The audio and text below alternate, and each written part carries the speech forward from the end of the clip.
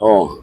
Okay, magandang tanghali po sa araw ng Huwebes,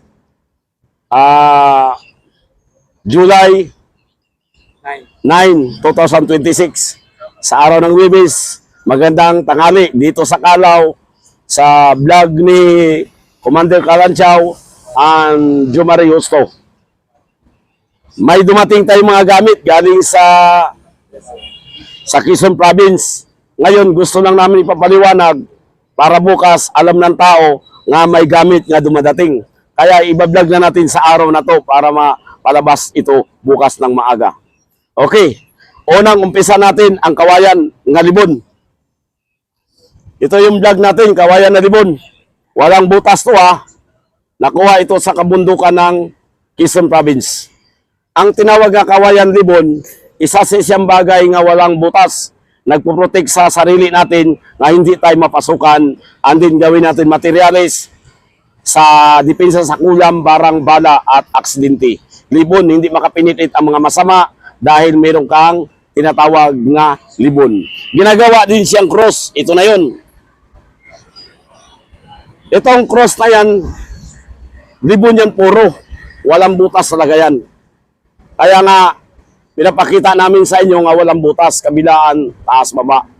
Ngayon, ginawa namin porma ng cross para makita nyo rin nga walang butas. Ito yung laban sa kulam. Halimbawa, binabarang ka, bibigyan ka namin ng libon para hindi ka mapasukan ng kulam, barang, sanib at iba pa. Cross na libon ni Pinoy Agimat. So, dito tayo sa mother.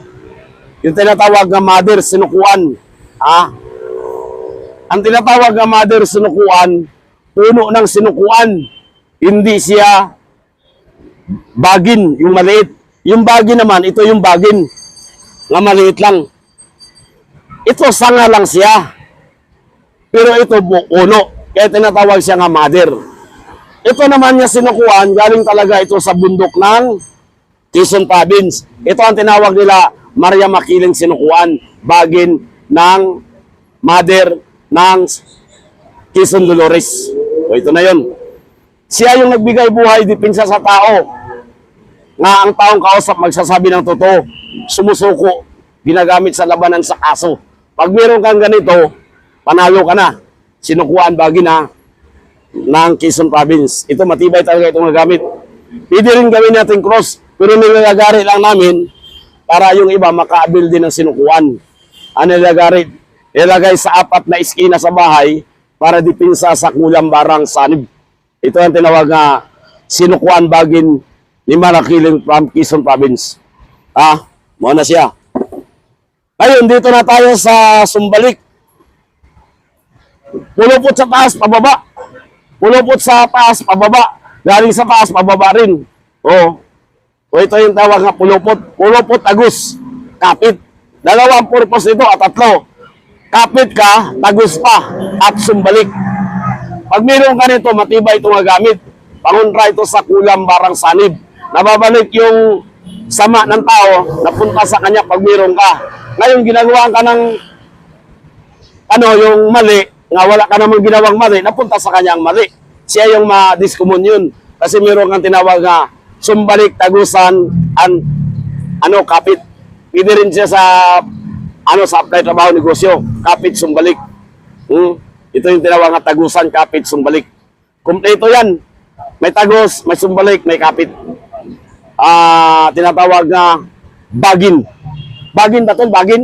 Bagin din ito, no? Bagin niya, puno nga bagin. O, nga sumbalik, kapit. Laban sa kulam, barang, sanib. Bagin nga puno. Okay, dito na tayo sa sa may laman tubig. Trinity. Ang Trinity pala, isa yung nagbigay buhay sa pangkabuhayan na magaan sa buhay ang pagnegosyo, makabenta, mapalago. And then may rin siya sa depensa sa kulam, barang, bala. Pang din, discommunion. O ito nga Trinity. Maganda sa pangkabuhayan. Okay, dito na tayo sa mga nangka. Ito, malupit ang nangka. Kala mo, buhay. Naging bato siya. Grabe Original talaga. Oh, mga original nga nangka. Ang nangka naging bato, infinite siya. Naging bato na siya. Hindi yung isang nangka nga live buhay siya. Ito yung nangka nga isa nga hindi infinite. Ito yung nangka nga bunga nga galing sa buhay. Ito naging bato siya. Puro pito siya. Ito liso, seedling.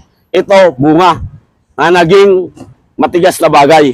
Ang nangka, ikaw ang napili at ikaw ang nagustuhan. Pero sa ibang panggagamot na gamitin ito. Alam mo, babae, matagal mga anak, ibabad ito sa baso, painom sa babae, after 10 minutes sa labas yung bata.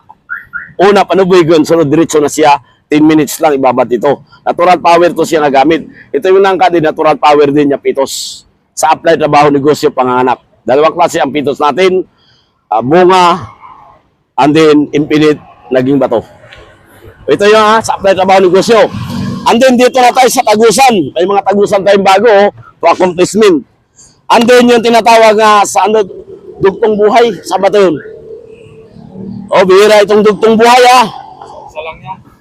Dugtong buhay, isa lang ito. Nadugtong na buhay pa siya.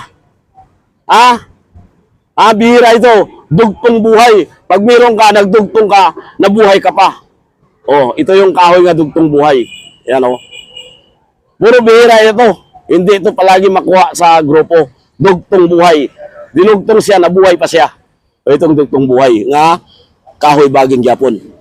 Sunod, dito na tayo sa sa mga bulalakaw.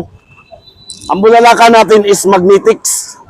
Ito yung poder susi sa apat na iskina nga madipinsan ang tao, bulakaw asteroid. From Quezon pa rin sa may bandang dagat. Nakuha rin ni kapatid. Ito yung tinatawag nga bulalakaw. Ayun sa himag.